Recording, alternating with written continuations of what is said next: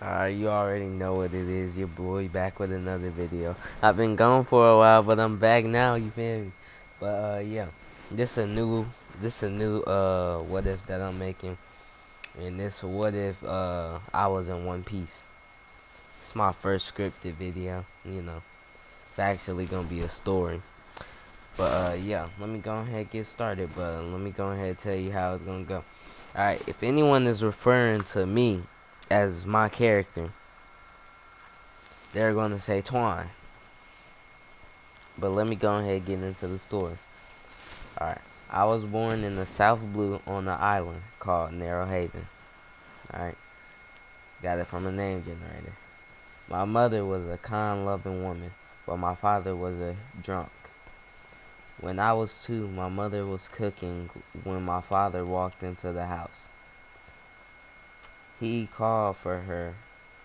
He called for my mother, and she replied, telling him that she was cooking at the moment. He yelled for her to come to him, and he would make her, or he would make him, or he would make her come to by force. She she would burn the food if she replied, "I will burn the food if I leave it. Antoine is hungry. Do you think I care about the food?"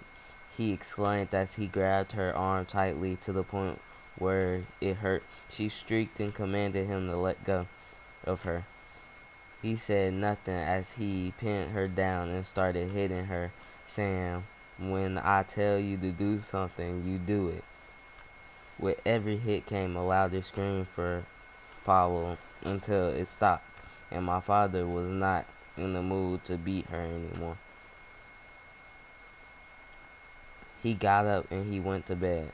My mother, beaten and bloody, looked foreign as her face had been caved in. That day, my gut was telling me to run away and never come back before he did the same to me.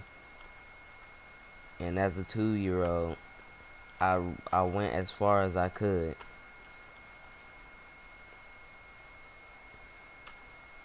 I could not get very far though, so I went to sleep in the grass and waited till the next morning.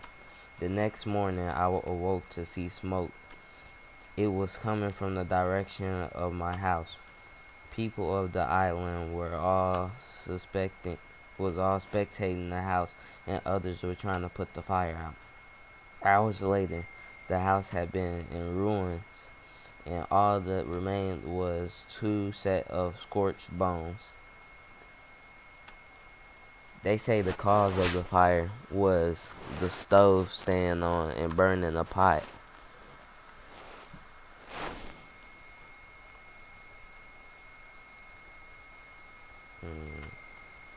They saw me and noticed that it was my house because of the facial expressions that I was making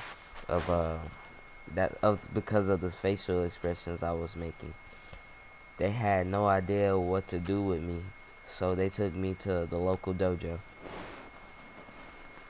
When I was 5, I started practicing swordsmanship. I was a prodigy, but one thing I lacked in swordsmanship was experience. I never got into the real world.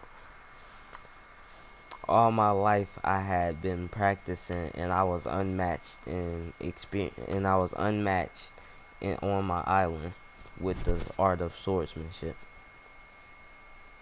I trained for years until I was 17, and this is the age when I set off on my adventure. I had always wanted to go on an adventure. Rather, I had to be a pirate. I wanted to be free from the island that I was stuck with for my birthplace. I had a little sailboat, only big enough to fit about 4 people. I was wearing a black and yellow hoodie, and I had a black and yellow hoodie, black jeans, and black shoes. I I had a cursed blade from my island that I got because I was the best swordsman. and it was called the Take My Kazuchi. Take My Kazuchi. Take My Kazuchi. If you don't know, that's the name of the god of sword, thunder, and warriors of in the Japanese mythology. But anyway, uh,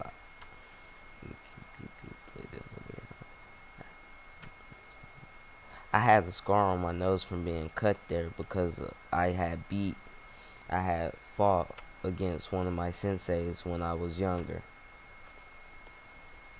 2 days after I set sail to find the island to have as my place and find some crew members. 2 days after I set sail, I spotted an island, and once I arrived on the island, I went to the town. I needed to find some people to have on my crew. While walking, I saw an old lady. The old lady was on the street begging for help. I heard her cries of help from the distance, and as a kind-hearted man, I walked over to her and asked her what was the problem.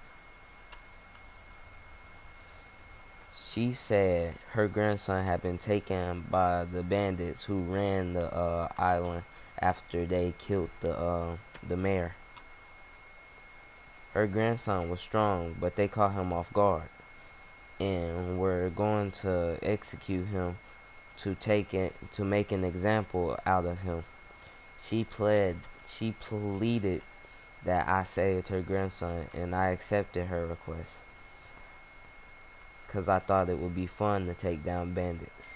I asked around town and found out the location of the bandit base. The base was a big house like a gate. A big house with a gate. It was most likely the mayor's office before he was murdered. The gate was guarded by 2 bandits. It was the middle of the day, and all I saw was 2 bandits. I was disappointed, but I rushed in like an idiot would, and I stormed the base. The guards both tried to stop me, but with one swift cut from my blade, I sliced both of them down at the same time. After that, I ran into the house and was greeted with about 50 men.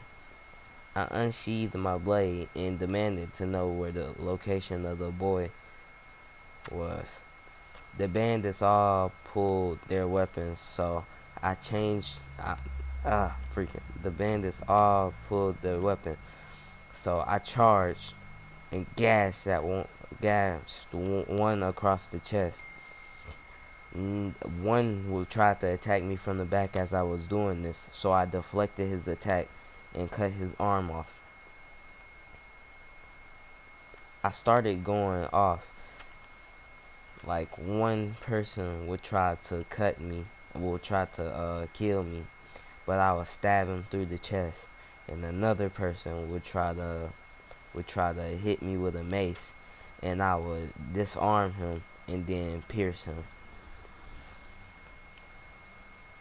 And I cut every last one of them down except for one. I asked the last one, who was begging for mercy. I asked him if he knew where the kid was. He said, "What kid?" And I said, "The kid that you kidnapped." They said, "That's no kid. That's a monster. We had to get him while he was sleeping just to capture him." And I said, "Okay, where is he?" And they said, "He's in our boss's torture chamber." I thanked him, but I did not let him go.